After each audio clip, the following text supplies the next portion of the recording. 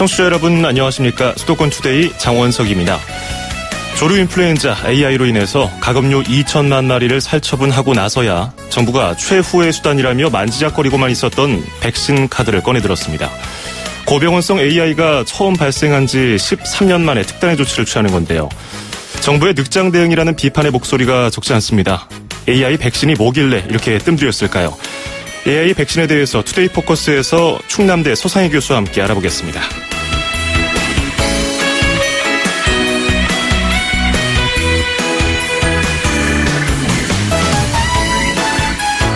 네, 오늘 아침 앵커가 뽑은 수도권 뉴스입니다. 예전부터 정부는 창업을 독려하고 있습니다. 하지만 실패하면 재기가 힘든 상황에서 창업이라는 모험에 나서는 이들 많지 않았죠. 경기도가 창업 실패자 제도전 희망특례보증 사업이 적지 않은 성과를 내고 있다고 밝혔습니다. 최근 3년 동안 134개 업체가 73억 원의 지원을 받았는데요. 창업에 실패한 분들에게 다시 희망을 주는 사업이 늘어났으면 좋겠습니다. 카펜터스의 Please Mr. Postman 띄워드리면서 2016년 12월 22일 수도권 투데이 시작합니다.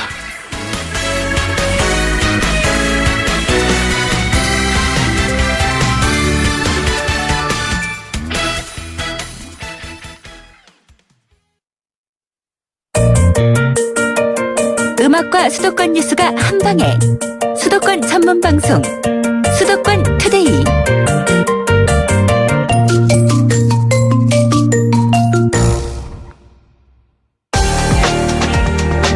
투데이 포커스. 네, 투데이 포커스 시간입니다. 급기야 국내 가금류 12% 2천만 마리가 넘게 살처분됐다는 보도가 나왔습니다. 어제부터 다음 주 화요일인 27일까지 AI가 발생한 농장의 달걀 반출도 금지됐습니다. 조류 인플루엔자가 처음 우리나라에서 발생한 지가 13년이 지났는데 효과적인 대처 방법이 없었을까요? 늑장 대응이라는 비판이 적지 않습니다. 정부가 백신은 최후의 수단이라면서 아껴왔는데 최후가 온 것 같습니다. 이제는 그 백신을 쓰겠다고 밝혔습니다. 이 사태의 출구를 찾는 해법 알아보겠습니다. 충남대학교 수의학과 서상희 교수와 함께하겠습니다. 어서 오십시오. 네, 안녕하십니까. 예, 전화 연결됐는데 제가 흥분해가지고 어서 오시라고 그랬네요. 자, 요즘 바쁘시죠? 예, 나름대로 저는 학자 양심으로요, 국가를 위해서 자꾸 스피커하고 있습니다. 잘못된 정책을 많았어요. 예. 이번에 조류 독감으로 불리는 AI가 역대 최대 규모로 피해를 기록하고 있는데, 네. 이번에 퍼진 바이러스가 전혀 없이 강력한 겁니까? 특별히 다른가요? 예, 솔직히 말씀드리면, 저희들이 기존에 H5 2014년도 한 1950만 마리 2년 동안 살처분한 바이러스하고, 예. 지금 바이러스를 이제 닭이나 오리에 실험해보니까요, 큰 차이가 없습니다. 그러니까요. 큰 차이가 없는데도 이렇게 강력하게 피해를 보고 있다는 것. 교수님이 예전에 정부가 밝힌 철새 때문이라는 것을 좀 반박하면서 철새 때문이 아닐 수도 있다는 입장을 밝히지 않았습니까? 주장은 아직 변함이 없으시죠? 예, 100% 아닙니다. 왜냐하면 모든 과학적으로 접근해야 되거든요. 국내에 발효되어 있는 H5N6가 예를 들면 중국하고 다른 독재 효소에 관계한 피변을 하는 그런 독재 효소가 있거든요. 예. 그게 기원이 불분명하거든요. 예. 그러니까 다시 말하면 중국의 이런 철새나 이런 바이러스가 같은 8개 조합이 있어야 되는데요. 그게 과학적으로 발견된 적이 없습니다. 예. 이 서 교수님의 이런 주장 때문에 정부에서도 서 교수님 주장에 대해서 굉장히 공부를 많이 한 것 같더라고요. 지난주에 저희가 농림축산, 차관 인터뷰를 했어요. 그랬더니, 일단 교수님 주장을 정면으로 반박을 하더라고요. 중국에서 발생한 바이러스와 99% 일치하고, 이번에, 10월 28일에 야생조류 분변에서 바이러스 발견 전까지 AI 발생이 없었다. 이걸 근거로 들었거든요. 제가 한마디로 말씀드리면요. 방역 당국에서는 소위 말하면 유전자 분석법을 모릅니다. 왜냐하면 방역 당국은 예를 들면 8개 유전자의 전체를 이렇게 비교하거든요. 인플루엔자는 한 가닥이 아니고 8개 나눠져 있기 때문에 전체로 비교하면 99% 맞습니다. 그렇지만 과학자들은 그렇게 분석하는 게 아니고요. 세계적 학자들은 8개 나누어진 유전자, 각각의 유전자가 어디서 유래된가를 보거든요. 쉬운 예로 메르스 같은 경우는 한 가닥이기 때문에 그렇게 비교하면 되는데요. 인플루엔자는 다시 말해 8개 유전자를 합쳐서 99% 이렇게 하는 것은 과학적 근거가 없습니다. 아주 잘못된 분석입니다. 이게 13년째 같은 방식 아닙니까? 도둑이 들면 잡으러 다니고, 도둑이 A집을 털면 옆집 또 쫓아가고, 옆집 털면 또 옆집 쫓아가고, 그렇게 해서 상황 보면서 인력하고 장비를 늘리고 있는데, 이게 도둑이 못 들게 담장을 올리는 방법이 없을까요? 철새 때문이라고 정부가 얘기를 하는데. 네, 기본적으로 모든 요인이 있겠지만 근본적으로 지금 국내 경우는요. 예. 저는 솔직히 이게 국내의 어떤 공무원들이 사실은 그 국내에서 농민이 신고하면 이렇게 다 이렇게 확진하잖아요. 그렇죠. 그렇죠. 지난 14년 동안 한 번도 A란 농장에 선제적으로 바이러스가 있다 이래서 이렇게 살처분한 적이 없거든요. 그거를 무슨 의미냐 하면 다시 말하면 한마디로 기본적인 개념이 없습니다. 다시 말하면 살처분하고 자기들 돈 안 들으니까 그리고 또 그렇게 실패했는데 한 명도 징계받은 적이 없습니다. 예. 이게 돈도 문제고 이런 살처분 문제 그리고 AI 바이러스를 대처하는 기본적인 개념이 없다고 말씀해 주셨는데 이 도둑이 들지 못하게 담장을 높이는 방법으로 이 교수님도 저희 정면 승부에서 월요일에 또 인터뷰하셨던데요. 네. 백신 필요성 계속 주장하지 않으셨습니까?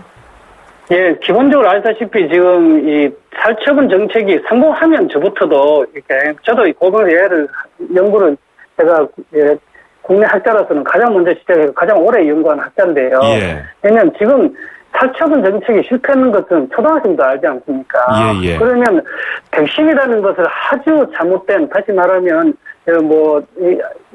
더 문제되는 같이 그렇게 하는데요. 사실은 백신은 선제 공격이고요. 예. 또 제대로 된 백신을 우리가 쉽게 개발할 수 있고 또 국내도 이제 백신주가 개발돼 있거든요. 예. 그런 것을 활용하면은 다시 말하면 국민들에게 아무런 해도 없고 또 농민들의 도움되고 그래서 이 백신을 하면 되는데 아시다시피 말 안 되는 여러 가지 어떤 백신이 개발 어렵다. 다시 말하면 여러 바이러스가 있다. 그거는 방역 당국이 이야기하는 144개는 99.9%가 저병원성 바이러스거든요. 네. 어느 나라도 저병원성 바이러스에서 백신을 개발한 사람 없습니다. 다시 말하면 백신은 다 H5만 하기 때문에 지금까지 알려진 모든 H5에서 유전자만 이용하기 때문에 그러면 다 효과가 있고 그래서 95% 이상의 유전자만 있으면 100% 가능하거든요. 예. 그러니까 지금 국내에서 AI 백신이 너무나 개발하기 쉽고 또 백신을 한다고 이제 감염이 나는 변종이 과학적으로 생긴 적이 없습니다. 중국도 이나 베트남도 마찬가지고요. 예. 그러니까요. 지금 교수님께서도 교수님의 입장과 또 그에 반박하는 의견들을 다 잘 알고 계시기 때문에 둘 다 말씀해 주셨는데 지금 아직 우리나라에서 이걸 도입한 적이 없기 때문에 학자들 사이에서도 주장이 분분하고 또 정부도 그 학자들의 입장을 덧붙여서 얘기를 하고 있어요. 얼마 전에 저희 수도권 투데이에서도 농림부 이준호 차관과 인터뷰할 때 정부가 왜 백신 도입을 안 하냐 물어봤더니 방금 교수님 말씀하신 것처럼 중국이나 베트남은 AI가 상시적으로 발생하는 국가가 아니냐. 그리고 비용이나 변종 우려 말씀하신 것처럼 그것 때문에 안 한다고 그랬는데 이런 거는 일단은 문제가 없다고. 네, 우리나라 경우도 아시다시피 상시 발생국입니다. 어느 인플루엔자 학자들이 국내가 정쟁 지역을 하는 나라는 없어요. 13년 동안 매년 발생하는 나라가 어떻게 상시 발생국이 아닙니까? 우리 발생부터 저는 잘못된 거지요. 예. 말씀하시죠.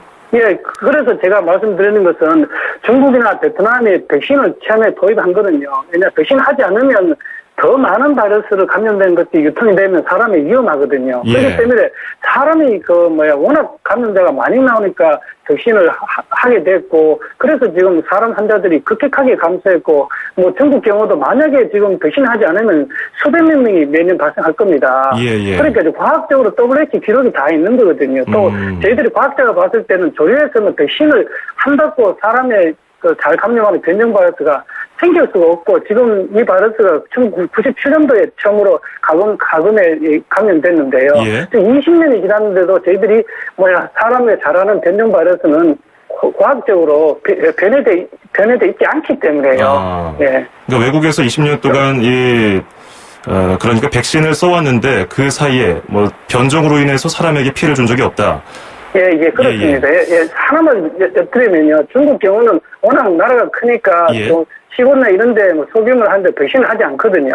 그래서 이제 죽은 닭을 만져서 걸리는 거거든요. 한마디만 제가 말씀드리면 홍콩 가금시장에서 지금 97년도에 18명 사망, 6명 사망했는데 그 이유는 무조건 항체 있는 것만 홍콩 가공 시장에 유입하거든요. 예. 그 이유는 환자 한 명도 없습니다. 예.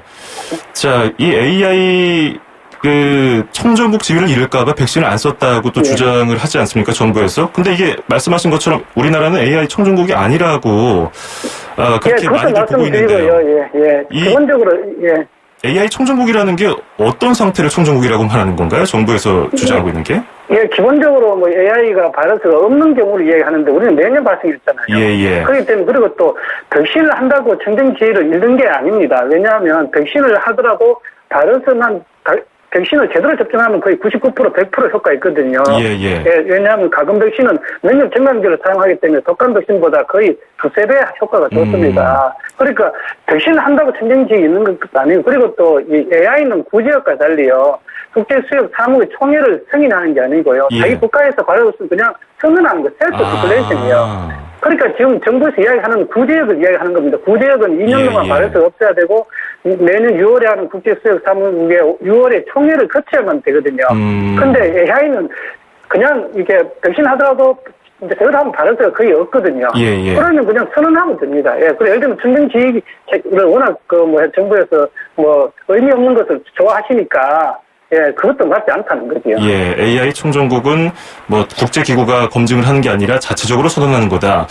정부가 얘기하기로는 AI 청정국 지위를 자체적으로 잃어버렸을 때 수출을 못해서 손해를 본다고 하고요.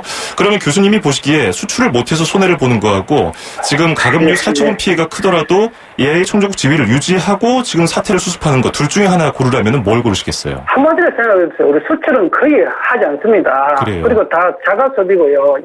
그리고 문제는 알다시피 예를 들면 이 수출하는 그 이익보다 소위 말하면 매년 이렇게 발생하면요 2조 원 이상의 국민 세금이 들어갔거든요. 매년 그렇습니다. 매년 발생할 때마다. 왜냐하면 보상비 만회가 지금 국가에서 운영하는 여러 인건비부터 모든 걸 합치면 2조 원이 넘는 걸로 되어 있거든요.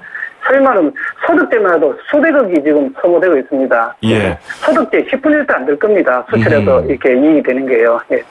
자, 지금부터 발빠르게 움직여서 백신을 만든다고 치면요. 당장 올겨울에는 사용이 불가능하다고 하더라고요. 그래서 H5 잘못된 겁니다. 그건 어떤 내용입니까? 왜냐하면 지금 국내에 지금 생산하고 있는 백신주가 지금 2014년도 H5N8 그 백신주가 저도 로열티 안 받고 준다고 이야기했고요. 그래서 지금 5개 동물 백신 회사들이 AI 백신을 다른 종류의 H9N9 백신을 생산하고 있습니다. 그렇기 때문에 정부 의지만 있으면 지금으로 생산하면 한 달 만에 바로 생산하고 바로 공급할 수 있는데요. 그것도 지금 국민인데 거짓말을 하는 거고 쉬운 예로 말씀드리면 2009년 신종플루가 발생했을 때 한 회사가 2개월 만에 우리 국민들에게 백신을 공급했습니다. 저는 솔직히 왜 국가 공무원들이 다시 말하면 정확한 정보를 국민에게 알려야 된다는 거지요. 지금 교수님 말씀으로는 정부가 국민들을 속이는 수치를 제공하고 있다. 속입니다. 지금 백신의 부작용 그런 것도 과학적으로 하나도 안 맞고요. 저는 지금 정말로 공개 토론을 하고 싶습니다. 자, 또 저희는 전달해드리는 입장에서 한 가지 입장만 전달할 수는 없으니까요. 지금 H5N6형이 가장 많고요. 다른 타입도 발견됐단 말입니다. 지난 월요일에는 경기 안성에서 H5N8형 옛날에 발견됐던 거 그것도 있고 지금 동시에 여러 가지 바이러스가 발생하다 보니까 이거 심각한 것 아니냐. 그리고 백신을 여러 가지 형태로 만들 수가 있느냐 이런 걱정도 있거든요. 그게 다 잘못된 거죠. 왜냐하면 소위 말 백신 만들 때 N타입은 의미가 없거든요. H5만 지금 H5N8나 H5N6나 H5는 같은 계통이라서요. 100% 방어합니다. 저희 실험실에 해봐도 그렇고 중국 학자들이 논문에 한 것도 보면 100% 방어되고 바이러스 전혀 검출되지 않습니다. 아주 잘못된 그 정보를 지금 흘리고 있는 거거든요. 이 백신이 만들어져서 가금류에다가 주사를 했을 때 내성이 생겨서 나중에 그게 안 되는 건 아닙니까?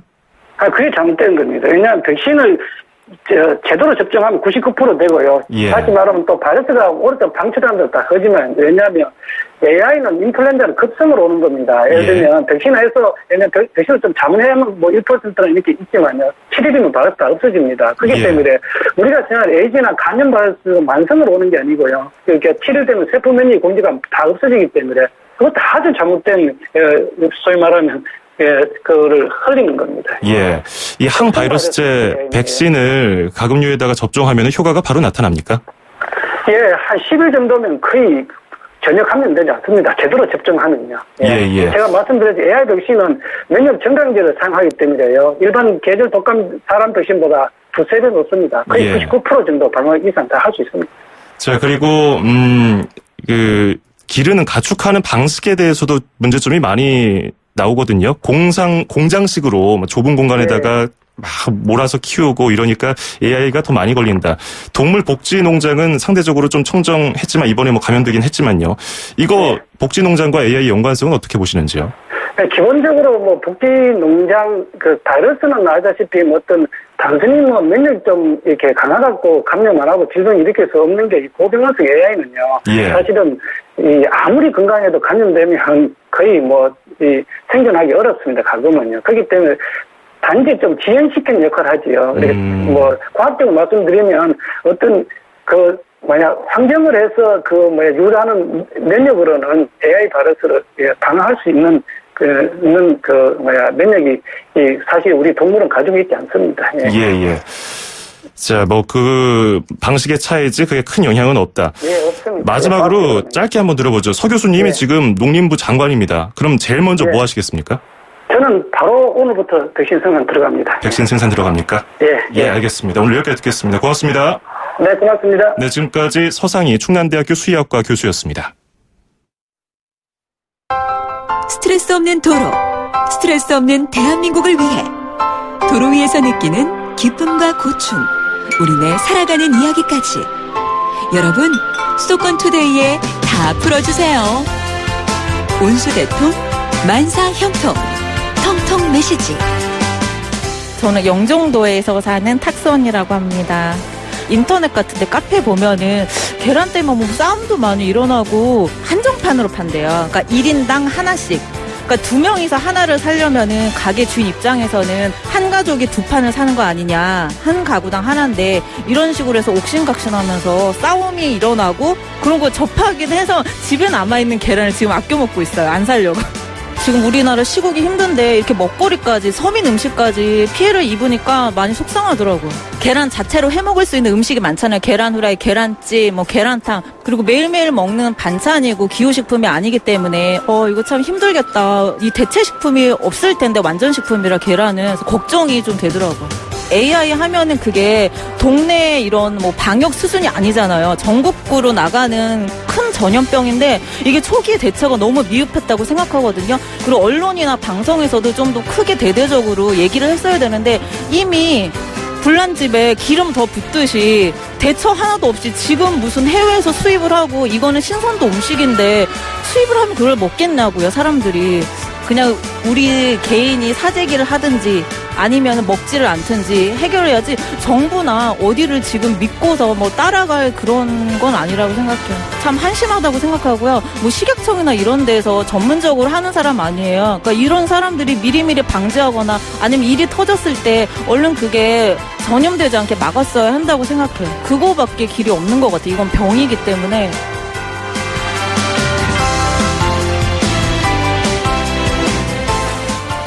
온수대통, 만사형통, 통통 메시지. 오늘은 영종도에 사시는 탁선희 주부님의 사연이 도착했습니다. 앞서서 저희가 AI 관련 인터뷰를 했었는데 연관된 내용입니다. 요즘에 달걀 없어서 가정에서도 이렇게 고민 많으시고요. 마트에서 내 거다, 아니다, 내가 먼저 골랐다, 아니 내가 먼저 골랐다 이렇게 옥신각신하는 모습도 보이고 1인당 한 판밖에 못 산다면서요. 참 걱정입니다. 아껴 먹고 있고 저희 집도 마찬가지입니다. 지금 계란 반찬이 사라진 지 오래됐고요.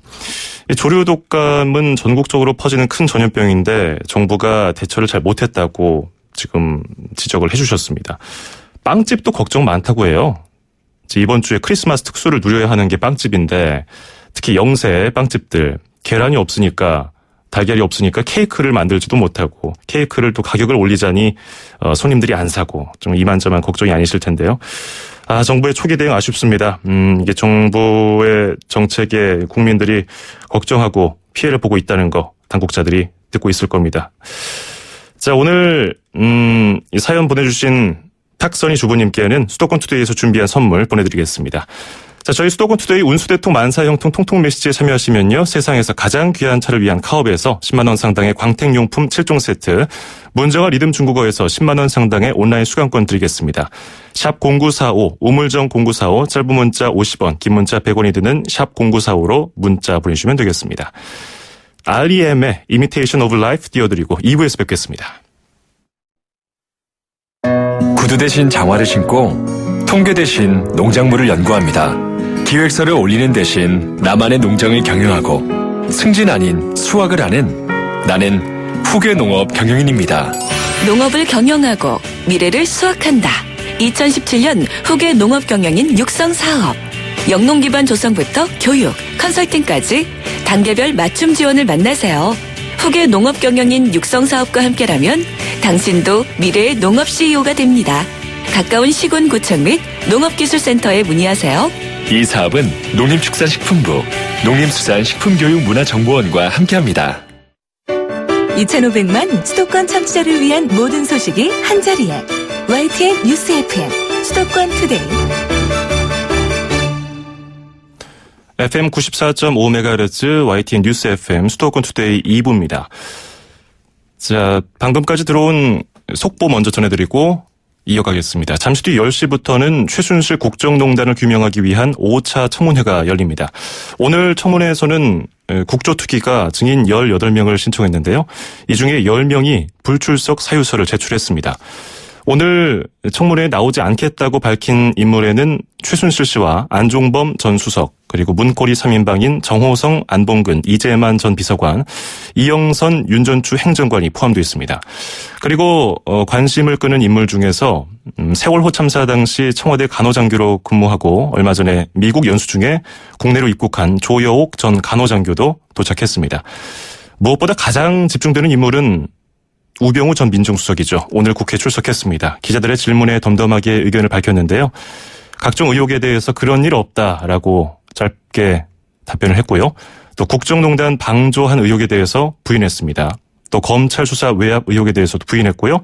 최순실을 아느냐는 질문에 역시 모른다고 답했습니다. 지금까지 우병우 씨가 했던 주장과 별반 다를 게 없습니다. 그리고 박헌영 전 K스포츠재단 과장도 참고인으로 출석을 했는데요. 박헌영 과장은 노승일에게 내용을 다 말했다. 그리고 청문회에서 진실을 다 밝힐 것이라면서 기자들의 질문에 답변을 했습니다. 자, 잠시 뒤 10시부터는 최순실 국정농단 5차 청문회가 열립니다. 우병우 전 민정수석에게 집중될 것으로 보이는 가운데 FM 94.5MHz 저희 YTN 라디오에서는 수도권 투데이가 끝난 뒤에 특별 생방송 최순실 국정농단 5차 청문회를 보내드리겠습니다. 많은 청취 바라겠습니다. 자, 저희는 광고 듣고 와서 2부 순서 이어가죠. My name is what? 투자를 튼튼하게, My name is KB증권. 자산을 든든하게, My name is KB증권. 내일을 탄탄하게. My name is KB증권. KB금융그룹과 현대증권이 만나 KB증권으로 새롭게 시작합니다. My name is KB증권. 엄마, 침 줘봐. 이사 갈 때 바꾸자. 침대가 불편해. 비싼 건데 참아. 침대 왜 사서 고생하세요? 코웨이 매트리스 맞춤 케어 렌탈하세요. 위생관리와 타퍼 교체는 기본, 6년마다 새 매트리스로 업그레이드. 침대 이제 코웨이가 답이다. 6년 약정 기준이며 업그레이드는 신규 렌탈 계약 시 제공됩니다. KB 차차차 삼행시. 차 살 때 허위 매물엔 헛걸음 보상. 차 팔 때도 변동 없는 매도가 보장. 차 사고 만변에도 환불 보장. 이게 바로 차차차 3대 서비스. KB캐피탈이 만든 중고차 국민시세 KB 차차차. 환불 조건 등 자세한 사항은 홈페이지 참조. 맛있게 여행하고 즐겁게 먹어요. 이현주 웰빙 전문기자와 함께 떠나는 맛있는 여행. 네, 매주 목요일에 만나보는 맛있는 여행 시간입니다. 식도락가, 미식가, 웰빙 전문기자, 잘 먹는 기자 이현주 기자와 함께합니다. 어서 오십시오. 안녕하세요. 예, 잘 지내셨죠? 아이고, 네. 오랜만에 뵙는 것 같아요. 네, 오랜만에 뵙네요. 네. 자, 연말인데요. 오늘 어디로 가볼까요? 오늘은 두 발로 멀리 떠나는 여행이 아니라 마음으로 떠나는 여정을 소개해볼까 합니다. 예. 혹시 장 아나운서께서는 심리상담 카페라고 들어보셨어요? 심리 상담 카페. 네. 뭐 타로나 사주는 알겠는데 심리 상담은 처음 들어보는데. 아직 모르시는군요. 예, 모르겠어요. 요즘 약간 카페의 변신은 무죄인데 어허. 그런 것처럼 카페가 새롭게 변화하고 있어요. 이 심리 상담 카페는 뭐 어떤 곳이냐면 예. 카페식의 편안한 분위기 속에서 약간 그 심리 상담 전문가들을 저온을 통해서 자신의 심리적인 문제와 대인관계의 문제를 해결할 수 있는 공간이에요. 오. 그래서 약간 그 삶에 지치거나 대인관계에 지친 현대인들에게 굉장히 필요한 힐링 공간이에요. 예. 비쌀 것 같은데요? 제가 다녀봤는데 기본적으로 이제 1인 기준으로 10,000원대에서 심층 분석을 하면 80,000원대까지 있는데 예. 크게 부담스러운 가격은 아니더라고요. 그러니까 커피나 뭐 이런 차 같은 거 같이 시키면서 추가 그렇죠. 비용을 내면 심리 그러니까 상담을 차와 더불어서 이제 프로그래밍을 같이 받을 수가 있는데요. 예. 이게 1인이 받을 수도 있고 2인씩 받을 수도 있는데 2인이 갈 경우에 세트 메뉴가 있더라고요. 그래서 예, 예. 음료랑 프로그램을 더해서 약간 조금 더 할인된 가격으로도 받을 수가 있어요. 보통 뭘 물어보러 갑니까? 제가 갔던 곳에는 저는 대학로 쪽에 있는 걸 갔는데 예. 프로그램 되게 다양하더라고요. 크게 7가지 프로그램이 있었는데 일단 개인의 자아 분석, 타인과 자칫 스스로가 이해할 수 있는 본인의 모습을 알 수 있는 자아 분석 프로그램도 있고 예. 그다음에 이제 요즘 같은 경우에는 부부나 연인들 사이에 사랑의 언어 검사라는 걸 굉장히 많이 한대요. 사랑의 언어? 그러니까 서로 연인과 부부 사이에서 예. 서로가 어떤 언어를 통해 사랑을 받고 있는지도 알고 그리고 서로의 언어에 어떤 차이가 있는지를 알게 되면 예. 서로의 그 트러블도 많이 잦아들겠죠. 예. 그런 경우도 있고 또 사랑의 유형 검사라는 경우도 있대요. 내가 어떤 형태의 사랑을 하는지 예. 나는 어떤 스타일인지를 알게 되는 것도 있고 그다음에 부모 양육 태도 검사라는 게 있어서 부모로서 자식에 대한 또 자녀로서 부모에 대한 어떤 태도가 맞는지에 대한 프로그램도 있고 예. 그다음에 진로 검사 및 상담도 있고요.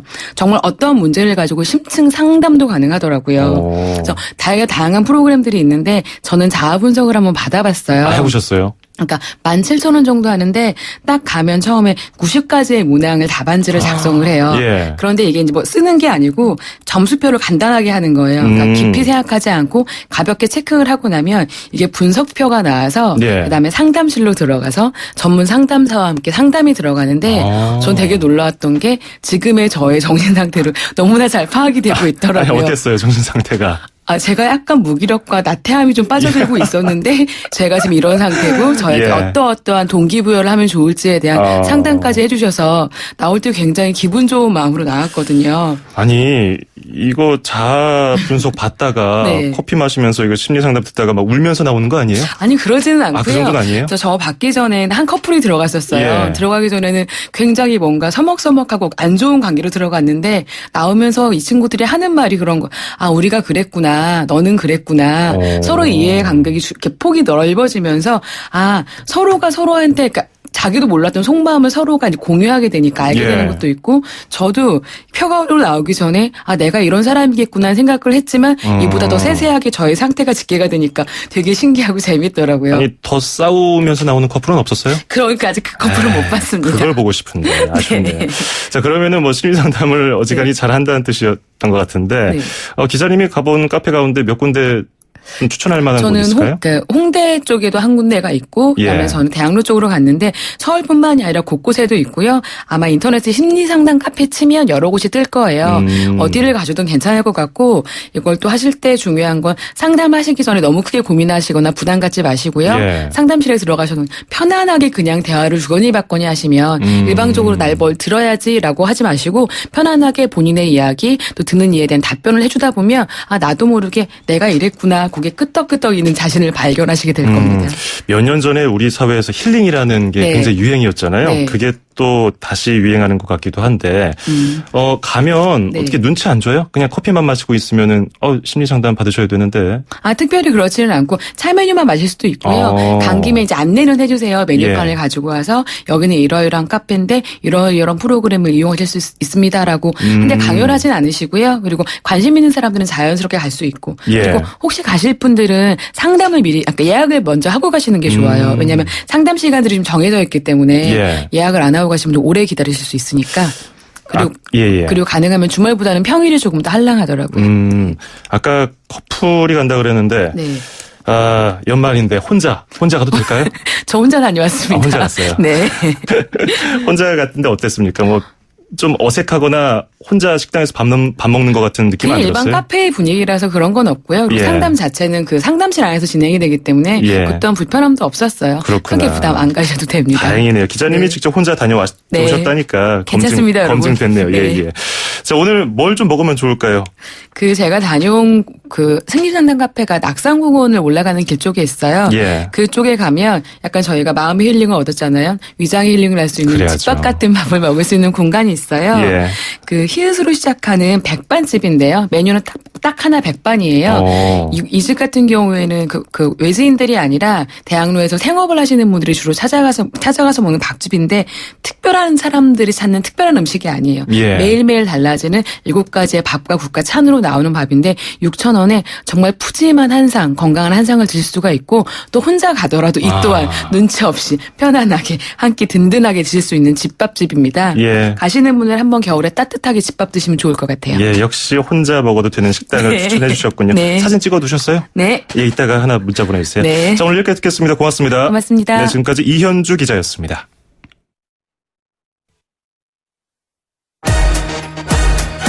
출입처 기자들의 수첩을 살짝. 가장 빠른 수도권 소식을 전해드립니다. 여기는 출입처입니다. 네, 출입처로 가보는 시간 오늘은 서울시청으로 가봅니다. YTN 신흥진 기자 연결하겠습니다. 신흥진 기자 나와 계십니까? 예, 서울시청에 나와 있습니다. 예, 반갑습니다. 자, 요즘에 시간이 없을 때 또 바쁠 때 혼자 먹기에 좋은 게 편의점 도시락인데요. 먹을 때는 그냥 급하게 맛있게 먹는데 나트륨 성분이 굉장히 많다면서요. 네, 그렇습니다. 먼저 불황 그리고 1인 가구의 증가로 편의점 도시락의 수요가 늘었습니다. 이후에 다양한 메뉴가 속속 개발되면서 그야말로 이 편의점 도시락이 폭발적으로 시장이 커졌는데요. 예. 지난해 3천억 원이었던 도시락 매출이 올해 5천억 원에 이를 정도입니다. 어제 제가 편의점 취재를 이제 갔는데 낮 12시쯤이었는데 이 도시락이 다 떨어져서 저도 먹을 수가 없었는데 근데 문제는 이 도시락이 짜도 너무 짜다는 겁니다. 이 서울시가 CU 그리고 GS25, 세븐일레븐 이 미니스톱에서 판매하는 도시락을 5종류씩 20개를 걷어서 이제 성분을 검사해 봤는데요. 그 결과 이 도시락 한 개의 이 평균 나트륨 함유량이 1366mg이었습니다. 예. 하루 권고량이 2000mg인데 이 68%에 해당하는 건데요. 이 한 끼의 권고 섭취량의 3분의 2가 들어있기 때문에 세 끼를 모두 이걸로 해결할 경우에는 하루 권고량의 2배를 훌쩍 넘게 되는 겁니다. 아하. 이게 굉장히 맛있고 양도 적당해서 저도 자주 먹는 건데 나트륨 걱정이 많이 되는데 구체적으로 어떤 제품들이 가장 짰나요? 이 도시락의 중량이 제각각이라 측정 기준은 좀 다를 수가 있는데요. 예. 이 도시락 하나를 다 먹었다고 가정을 해보면 이 CU에서 파는 제품들의 나트륨이 가장 많았습니다. 이 특히 백종원의 매콤 돈가스 정식이라는 거는 2100mg을 기록해서요. 한 끼만 먹어도 하루 전체 섭취량을 넘어갔습니다. 아하. 이 백종원이란 이름이 들어간 제품이 나트륨이 제일 많다 이렇게 보면 됩니다. 예. 이 과다한 이 나트륨의 배출을 위해서는 이 칼륨 성분이 필요한데요. 이 적당한 비율은 나트륨과 칼륨이 1:1이 돼야 합니다. 그런데 이번에 조사한 도시락의 평균 칼륨 함량은 나트륨의 3분의 1 정도에 불과했습니다. 그렇기 때문에 이 전문가들은 이 편의점 도시락을 굳이 먹어야 한다면 이 과일이나 요구르트처럼 칼륨이 풍부한 음식을 곁들여서 먹으라고 조언하고 있습니다. 예. 자, 예전에는 환갑만 되면 환갑잔치하고 노인이라고 했는데 요즘에는 뭐 환갑은 노인 축에도 못 낀다고 아예 저리 가라고 애들은 저리 가 뭐 이렇게 얘기한다고 그러는데 실제로도 그렇다는 분들이 많더라고요. 예, 그렇습니다. 노인으로 여길 수 있는 나이는 71살부터인 것으로 나타났습니다. 예. 이 정은하 서울시 복지재단 연구위원회 조사 결과인데요. 지난 8월 말부터 2달 정도 서울시에 있는 전역에 이 만 65살 이상 노인 3천여 명을 대상으로 대면 면접 조사 결과를 했습니다. 그 결과 이 노인의 기준 연령은 70살에서 75살이라는 답이 62.1%에 달했습니다. 특히 연봉이 높고 소득 수준이 높을수록 연령 기준도 높게 답을 했습니다. 예. 또 이 노인들의 하루 여가 활동이 7.2시간으로 나타났는데요. 이 중에서 TV 시청이 3.8시간으로 절반을 넘는 것으로 나타났습니다. 이 장래에 대해서 물어봤는데 이 60%가 화장을 원했고요. 또 생명 연장 의료 행위는 불필요하다는 답이 48.5%였습니다. 예. 자, 박원순 서울시장을 마지막으로 한번 해보죠. 박 시장이 오늘로 민선 최장수 재임 기록을 세웠네요. 조선시대 이래 최장수라고요. 예, 그렇게도 말하고 있습니다. 오늘로 1884일이 됐습니다. 예. 지난 2011년 10월 27일 재보선에서 서울시장으로 선출됐고요. 또 2014년에 재선을 거쳐서 오늘까지 약 5년 2개월이 됐습니다. 연속 임기를 기준으로 하면 조선시대 이래 최장수라고도 이제 말을 하는데요.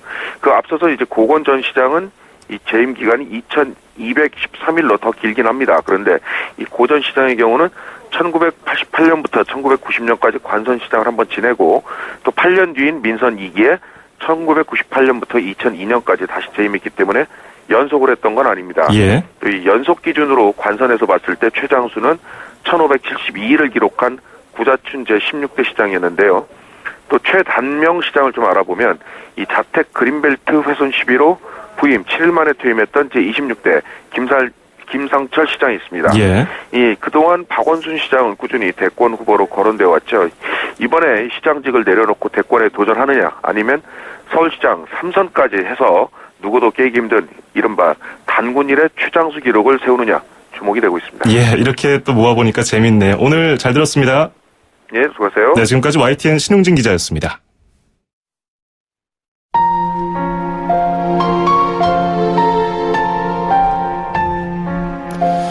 네, 수도권 투데이 오늘 준비한 소식은 여기까지입니다. 저희 YTN 라디오에서는 수도권 투데이가 끝난 뒤 잠시 뒤 10시부터 특별 생방송 최순실 국정농단 5차 청문회를 보내드리겠습니다. FM 94.5MHz YTN 라디오 애플리케이션 예스로도 들으실 수 있습니다. 많은 청취 바라겠습니다. 끝으로 아투로 산도발의 스마일 띄워드리면서 인사드립니다. 내일 아침 9시 10분에 뵙죠. 장원석이었습니다. 고맙습니다.